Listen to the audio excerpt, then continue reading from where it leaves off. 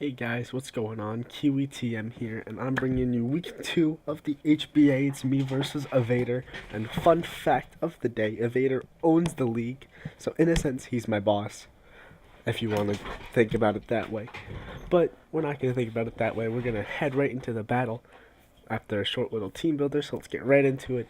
And so starting off, we have Tangrowth. He had a lot of physical threats, like potentially Tapu Koko, which is run physical sometimes, and Mega Lopunny was the big one. So I decided a nice Rocky Helmet Tangrowth was the way to go. High defense, max HP, just takes any hits, as you'll see during the battle.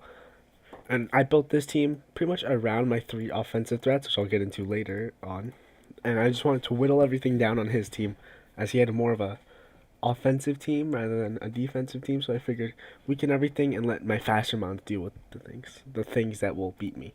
So next up we have Mantine, our special defensive wall, with a bit of Fizz Def investments just to maybe take a return or two from Mega Lopunny if I'm lucky, and fire back with a Scald and potentially get a bird. Excuse me, sorry. But anyway, it's pretty straightforward. Just spit F wall, keep rocks off with defog if I don't, because I do like preserving my health on my Porygon and my Lottie especially, as they are my main offensive threats that I want to keep semi-healthy because they do have some bulk to take hits. So, yeah, like I said, it's going to be a straightforward week. I've been very busy, so not going to be too memey today and no special guest, as you can see. But we do have Bronzong. Wanted to bring a bit of a cool set, maybe try it out with a max defense, max HP calm mindset. Figured this was really good for his Lopunny. It was a really good counter. I like the set a lot. But main thing Bronzong was four stealth rocks. That was the main thing I needed to put everything into range. And now I'm kind of breezing through the walls as I made them straightforward.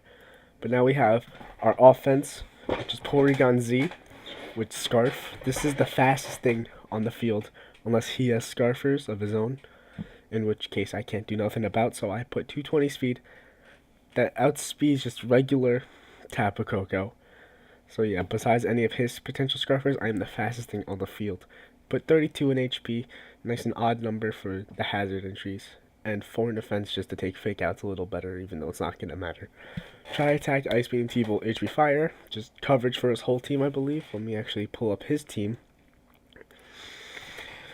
And yes, we see, I brought HP Fire for the Delmise. I think an Ice Beam obviously covers it. I don't really know my thought process exactly, as this was a little bit ago. But I'm assuming I had HP Fire for the Duran and Articuno, even though T-Ball also hits Articuno, but I was choice locked, so you never know. But obviously, looking at his team, everything besides Delmise just does not want to take a try attack, especially from Modest PZ, because look at that stat, it's so good. Next up, we have a Lumberry, Dragon Dance Roost, Latios with a lot of bulk, 192 HP, 4 in defense, max attack Adamant. This speed allows me, once we see that 271 as we did with Porygon Z, because after +1, I outspeed the Tapu Koko, which is the fastest thing on his team. I can outspeed his whole team after +1, which is very, very good. So, Roost, just longevity, Dragon Dance, Dragon Claws, and Headbutt, very straightforward. Has the potential just to sweep after a certain point if I get rid of a couple mons, like Durant. Obviously, you can take one hit and fire back with the Oko. X's are a bug type move. So yeah, Flygon could be a nuisance if it was Scarfed, as I believe it outsped me. But other than that, just pretty straightforward. I also have Bronzong, which totally walls Flygon in every universe besides a Fire Blast one. And as we see him Heat Proof, I figured Heat Proof was pretty good as his ground type is Flygon. And I figured I have Mantine for the Earthquakes. And I figured he wouldn't want to click Earthquakes on Bronzong. For instance, if Bronzong and Flygon were in the same time and I wasn't switching in, he wouldn't click Earthquake because I don't think he'd risk that at all. And Heat Proof lets me take hits from Magmortar a lot better. Takes fire coverage from Lopunny if he's running, for like Fire Punch if it gets that. So I figured I'll go Heat Proof this week. I love running Heat Proof because people don't expect it, and it's just good to kind of null that fire weakness. It's kind of like Thick Fat, but just... Oh, I actually didn't realize I'd have the burn damage, so you learn something new every day. That means I would be taking 3% from burns, which I think is kind of cool. Lastly, we have my Mega Sharpedo. This was once again at that 271 speed because after +1, I will outspeed his Tapu Koko. And that'll be the fastest thing on the field. Crunch, Psychic Fangs, Ice Fang. Just pretty much a standard UU, honestly. It has the potential just to sweep after I get a couple rounds of rocks on that Tapu Koko, on the Tornadus, on the Durant. I think I need one turn of rocks for a Crunch to kill. And Magmortar, as I need Crunch to kill, as I was not packing Stab or Earthquake coverage with Waterfall. Stab with Waterfall, I have Crunch. So yeah. So let's get right into the battle. Here we go. So I lead off with my Latios. I was looking at the team comp and I figured he might lead Mesprit. I thought Latios was my best response to that, as I could try to set up early and really pressure him early. As he leads Coco, I'm going to put this on slow, and I decided to go into Bronzong, which I felt was my best opportunity because Tangrowth does not want to take special hits from Coco all that well, and I wanted to keep it healthy for that Lopunny.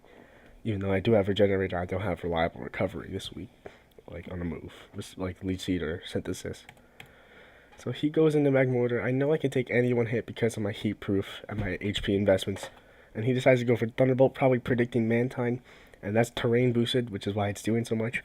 But I take this turn to set up my Stealth Rocks, which is crucial for the battle, as we'll see later on.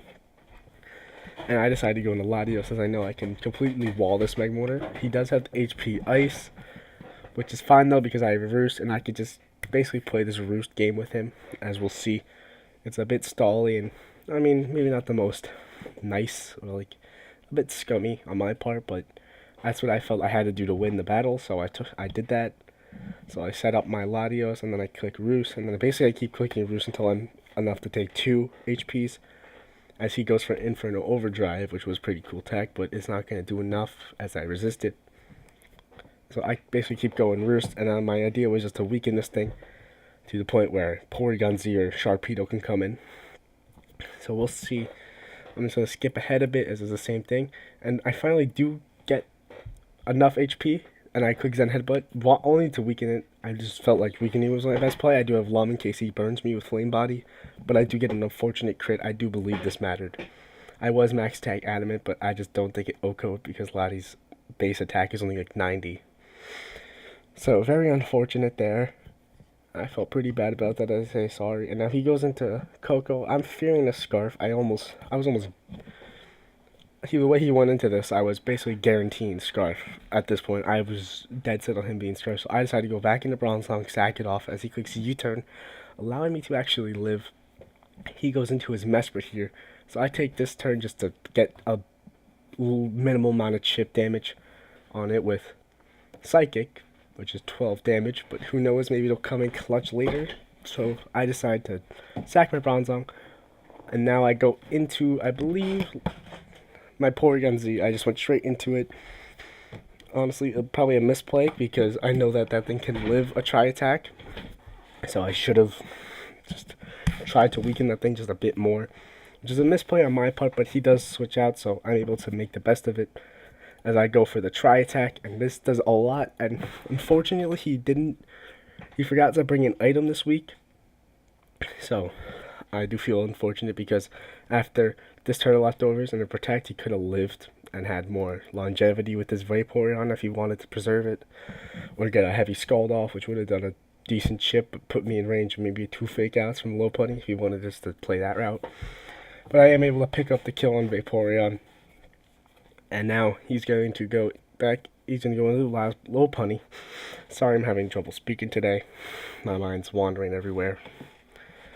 This is probably a bad upload, honestly. But I decided, because I did the calc and Tri-Attack only as a chance to kill, so I decided to make it a definite kill. Go into my Tangrowth and get the Rocky Helmet damage as he goes for a Fake Out. The Fake Out does nothing, which I'm so happy to see. And I decided to go for Knockoff here, predicting a switch. And I was expecting to knock off this thing Scarf, but he actually met them. He is actually the Magnet, which surprised me. But that basically means now that I know my Porygon Z outspeeds everything as long as this thing is Scarfed. But I am able to get Giga Drain just for chip, and I decided to sack my Tangrowth here, just because I don't need it. I want to get in my PZ and win. But he's going to go for the HP Electric, I assume, predicting my Mantine as I go for HP Ice, do minimal damage. leading to believe he was leading me to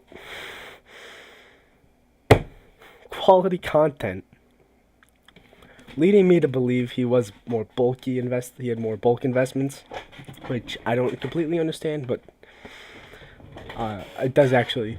We will see that bulk investments matter just a tad bit in the near future. So he's going to pick off my tank growth. I'm totally fine with, because now I could go back into my PZ. I know he's not scarfed anymore, so I'm basically outspeed everything. And this was his last.